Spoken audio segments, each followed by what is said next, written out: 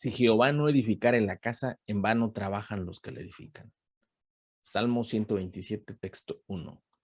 Adalid desde el Señor, paz a vosotros. Los saluda su hermano en Cristo, Semeí Tiburcio, del estado de Querétaro. Es un gusto para ustedes, para todos nosotros, iniciar con esta lección, estudiando la segunda que corresponde al sábado que se aproxima. Y vamos a estudiar de este cuaderno que lleva por título El varón, un ser tripartita, la lección que lleva por título El varón, un ser con pensamientos. En la lección anterior veíamos que Dios crea al hombre con tres, es decir, con tres elementos, vamos a llamarle así, ¿no? Que tiene cuerpo, que tiene alma y que tiene espíritu. En esta ocasión vamos a estudiar que el varón, es decir, en sí el ser humano es creado con pensamientos, es creado un ser con pensamientos y vamos a entrar a la lectura, al estudio de esta lección. Les voy a compartir mi pantalla para que ustedes puedan ir estudiando conmigo. De este cuaderno vamos a aprender lo siguiente, hermanos. El objetivo de la lección es: describiremos las razones por las que el ser humano fue provisto de raciocinio y libre albedrío, con la intención de reflexionar la manera cómo controlar pensamientos y acciones. Fíjense que el ser humano es dentro de la creación de nuestro Dios, es al único al cual nuestro Dios le provee de ese raciocinio, de esa forma de pensar, ¿sí? Y lo hace principalmente por la razón de que el ser humano le alabe, ¿sí? Dice el profeta Isaías que todos los llamados de mi nombre, para gloria mía los crié, los formé y los hice. Entonces, esa puede ser la razón por la cual nuestro Dios haya provisto al ser humano de esta, ahora sí que con esta habilidad, ¿no? Con esta virtud, llamémosle también. Ahora, ¿cómo controlar los pensamientos? Lo vamos a estudiar en el transcurso de esta lección, hermanos. La lectura bíblica está en el libro de Deuteronomio, en el capítulo 30, del texto 11 al texto 16. Y dice así: porque este mandamiento que yo te intimo hoy no te es encubierto ni está lejos. No está en el cielo para que digas, ¿quién subirá por nosotros al cielo y que nos lo traerá y nos los representará para que lo cumplamos? Ni está en la otra parte de la mar para que digas, ¿quién pasará por nosotros la mar para que nos lo traiga y nos lo represente a fin de que lo cumplamos?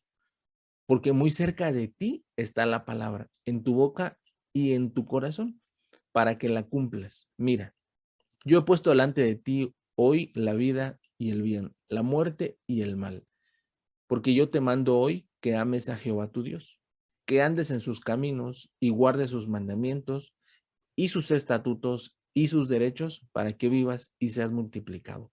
Y Jehová tu Dios te bendiga en la tierra a la cual entras para poseerla.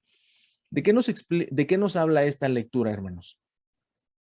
Esta palabra de nuestro Dios, fíjese que están con letras rojas y voy a hacer alusión al primer apartado que está con letras rojas. Dice que no te está encubierto ni está lejos, es decir, el mandamiento que pone nuestro Dios lo tenemos muy cerca, ¿sí? Y lo pone en nuestro Dios enfrente de nosotros, ¿no? Dice, ni está de la otra parte de la mar para que digas, es decir, para que pongamos una razón o para que encontremos las razones de no hacer lo que nuestro Dios nos pida. Dice, muy cerca está de ti la palabra, en tu boca, parte física, y en tu corazón, parte espiritual. Vemos que entonces Dios exige, ¿no? Dice, porque yo te mando hoy que ames a Jehová tu Dios, ¿sí? Entonces, pero también pone la recompensa para que vivas y seas multiplicado. Entonces, si nos damos cuenta, nuestro Dios pone en el ser humano, lo decíamos, y lo vamos a estudiar a través de la escuela, la forma en la cual Él puede provocar, guardar los mandamientos, ¿sí? Y vamos a ver el versículo para memorizar. versículo para reflexionar que dice, y dijo Dios, hagamos al hombre en nuestra imagen, conforme a nuestra semejanza, y señoree en los peces de la mar, y en las aves de los cielos, y en las bestias, y en toda la tierra, y en todo animal que anda arrastrando sobre la tierra. Vemos que nuestro Dios le da al ser humano algo propio, ¿sí? Algo de parte de Dios, ¿no? Que es su imagen, su semejanza, ¿sí? Pero noten ustedes que también le va a dar poder, ¿sí? Esas tres cosas le da Dios al hombre, ¿sí? ¿Para qué? No para que el hombre se enseñoree sobre el hombre, sino para que el hombre se enseñoree sobre lo que ha creado antes, ¿sí? De él, en este caso del hombre, ¿no?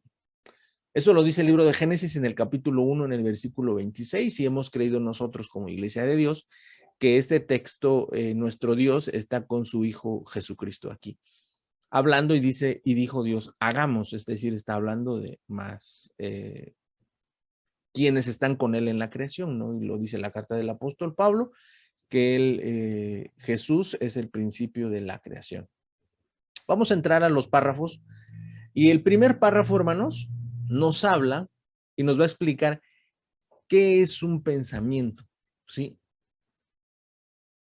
Ustedes podríamos decirlo, ¿cómo es que podemos llegar a esta conclusión, ¿no? Y el párrafo nos explica, nos dice que de entrada es un don particular que le pertenece única y exclusivamente al ser humano. No hay máquinas que piensen aún hoy por hoy, ¿sí? Hay unas que hacen ciertas, tienen las habilidades, pero no piensan, hermano. Es decir, entonces esta tarea de pensar le corresponde única y exclusivamente al ser humano. Ahora, ¿cómo se produce en este caso el pensamiento? Bien, se produce a través de una intervención sensorial, explicaré adelante, y se produce a través de la razón, es decir, cuando está esta unión, por un lado la intervención sensorial y por otro lado la razón, ¿sí? ¿Qué es la intervención sensorial? Es cuando intervienen los sentidos corporales y lo relacionado a ellos, ¿sí? Es decir, todo lo que tenga que ver con la vista, el gusto, el olfato, el oído, etcétera. Y cuando se va a unir con la razón, ¿sí? ¿Qué es la razón, hermanos? Es establecer las relaciones entre ideas, conceptos y obtener conclusiones o formar juicios. Les voy a explicar con esta lámina, por ejemplo. Dice que es la obtención sensorial, la intervención sensorial más la razón, ¿sí? Es decir, crear un juicio, ¿sí? A través de la vista, yo veo algo pasar e inmediatamente digo, ya intervino mi vista para que yo pueda producir un pensamiento. La vista es algo de lo sensorial, ¿no? Del cuerpo humano.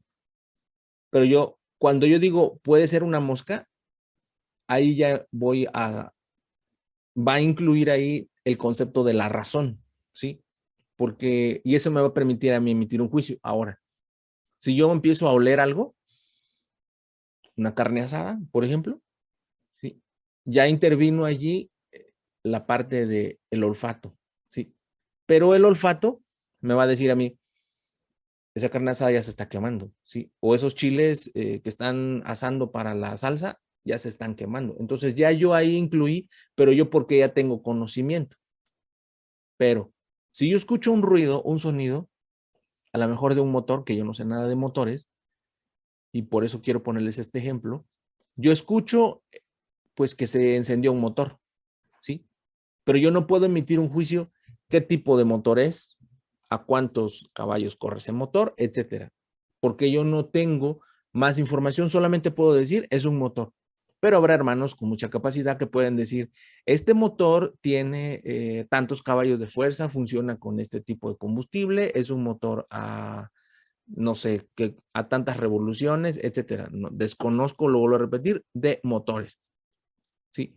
Eso es con la vista, con el olfato y el oído. ¿Qué sucede, por ejemplo, si yo siento que alguien me toca?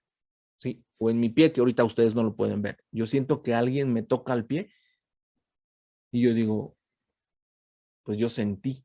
Y entonces allí es cuando este párrafo nos explica de cómo se está produciendo un pensamiento, ¿sí?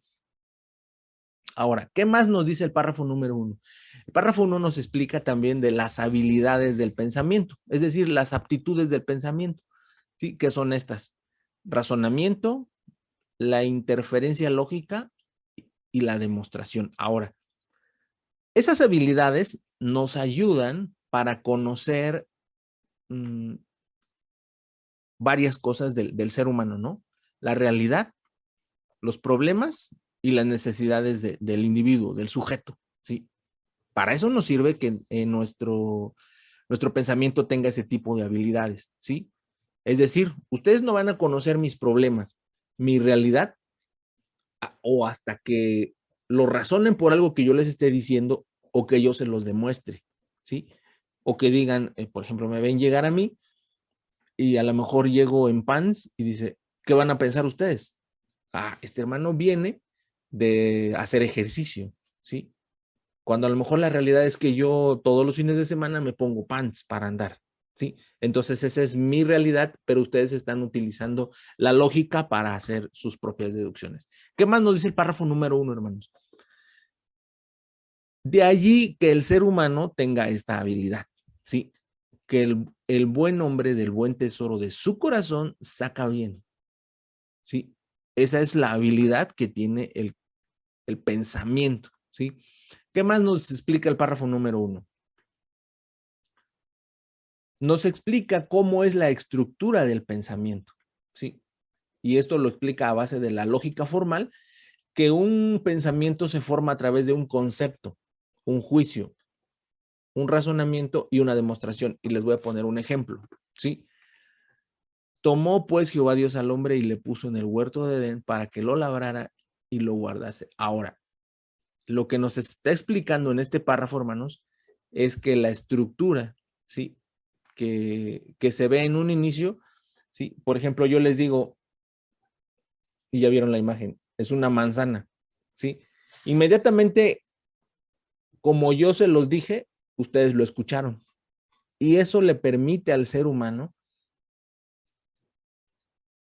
relacionar muchas cosas, hermanos, ¿sí? Emitir un juicio.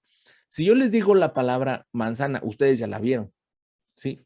Pero aunque no la hayan visto, ya relacionaron ciertas letras, ciertos colores, olores y sabores.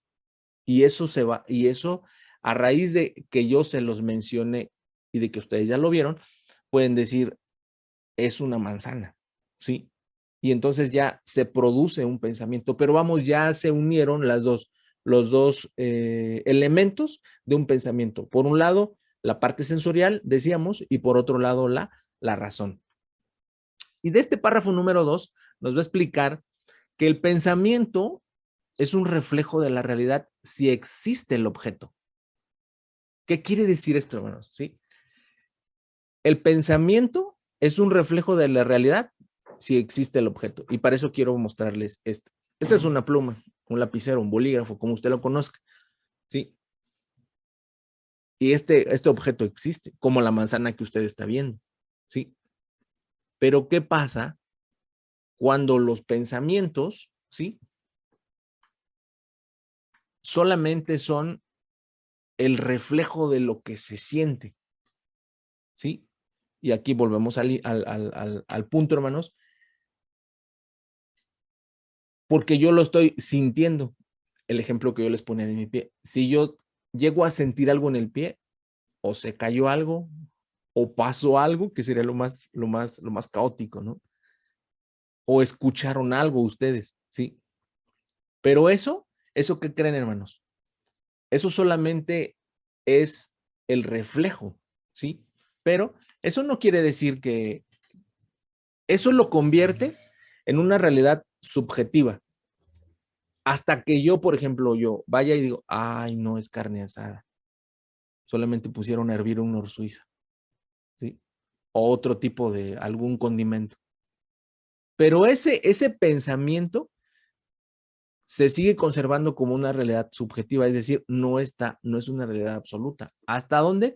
Hasta que se llega a convertir en una realidad y a lo mejor puede estar muy lejos, ¿sí? Es lo que explica este párrafo, muy lejos de una realidad objetiva, es decir, hasta que yo vaya, lo palpe y digo, sí, esta es una carne asada, ¿no?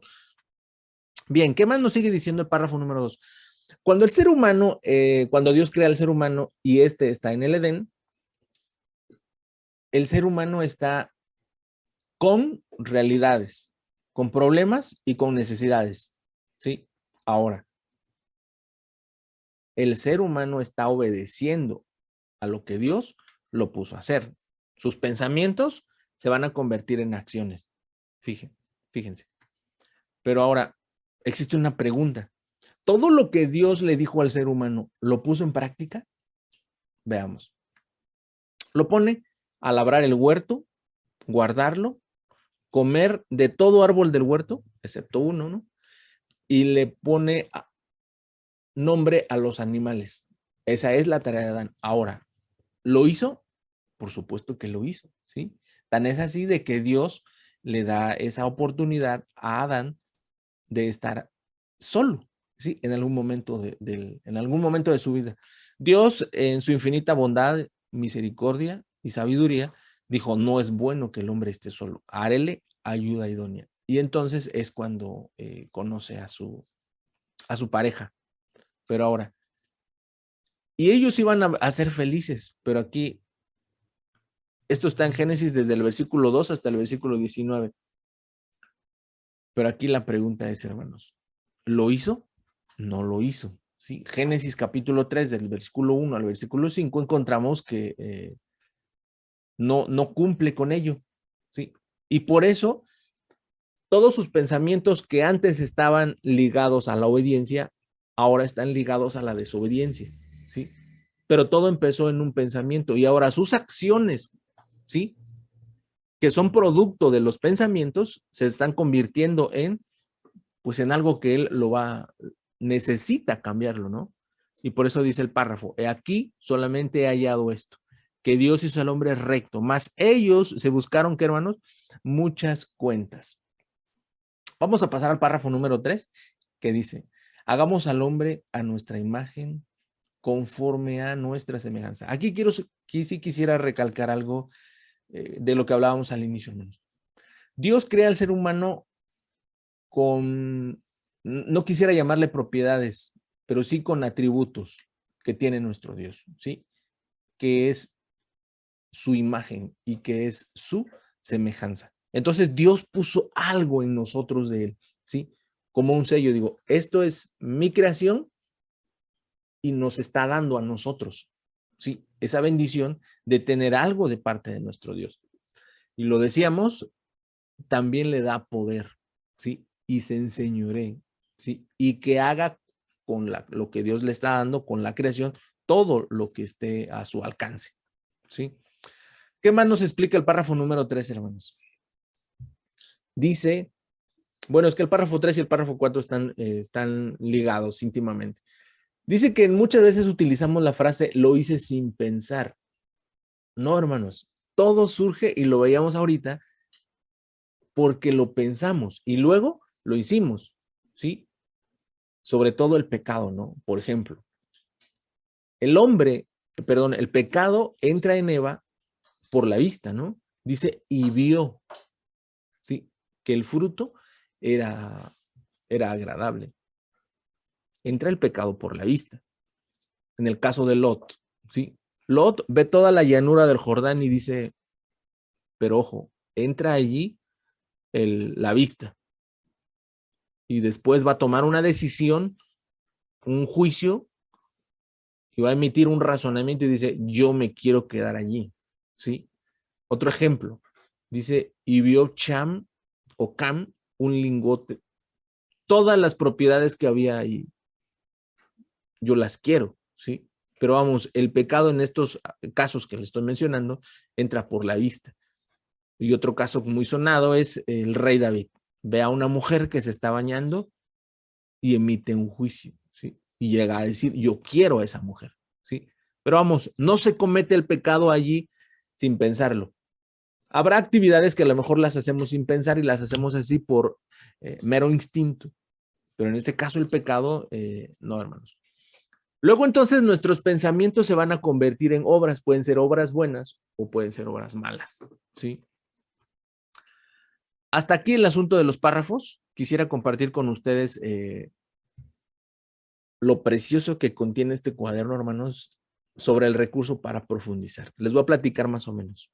Y solamente quiero tocar dos cosas, pero esto sí quiero que usted lo haga con sus compañeros adalides. ¿Cómo el ser humano, Dios le ha permitido que la ciencia avance tanto? Ahora sí que ha inventado máquinas, ¿sí? Que hacen con nuestro cerebro, como usted cuando corta la cebolla para los tacos, ¿sí? La corta así, ¿sí? En muchas rodajitas, ¿sí? Todas las rodajitas, y va a hacer pequeñas secciones. Bueno, pues el hombre ha inventado máquinas que permiten leer todo lo que sucede en esas rodajitas que yo le estoy poniendo como ejemplo, ¿sí? Después de allí, cuando ya la máquina leyó esa parte, la parte frontal, va a leer lo que está atrás. Y resulta que lo que leyó primero ya no es lo que está atrás, ¿sí? Todas las cosas empiezan como un pensamiento, pero aquí ya se convirtieron en sentimientos. Y esos sentimientos se van a convertir en acciones. Y esas acciones son las que van a definir mi futuro. Entonces, Dios ha permitido toda esta situación. Usted estudie con sus adalides, estudie el cuaderno de escuela sabática relacionado a esto y le permite a nuestro Dios al ser humano hacer esto. La reflexión y el análisis, hermanos, va a tener usted que investigar, relacionar estos conceptos, ¿sí? Las columnas del lado izquierdo con las columnas del lado derecho para poder llegar a una conclusión. ¿Qué es a lo que se refiere, por ejemplo, la palabra imagen? ¿Qué es un pensamiento? ¿Qué es albedrío? ¿Qué es intención? Y también qué es acción. Solamente va a relacionarlas. Va a buscarlas en un diccionario y va a decir, lo que el cuaderno está explicando es esto, ¿sí? Lo que aparece del lado donde están las letras. En la responsabilidad,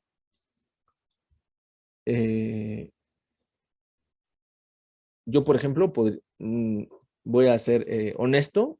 Dice, escriba 5 pensamientos que terminaron en acciones y analice si fueron agradables al Señor, ¿no? Muchas, por ejemplo, dice la Escritura que toda maldad es pecado, ¿no? Pero hay pecado no de muerte, así que no se asuste, hermano. ¿Sí? Si usted ha hecho alguna broma o travesura, ¿sí? Eso empezó en un pensamiento, ¿sí? Y a lo mejor terminó en una acción, pero eso es pensando en alguna broma o en alguna travesura. Pero ¿qué tal si yo decidí, ¿sí? Escribir una carta a mi hija, ¿sí?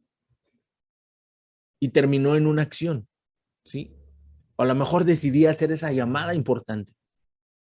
O a lo mejor decidí emprender un negocio, ¿sí? Y terminó en acción. Aquí, ¿qué sabe cuál es lo importante, hermanos?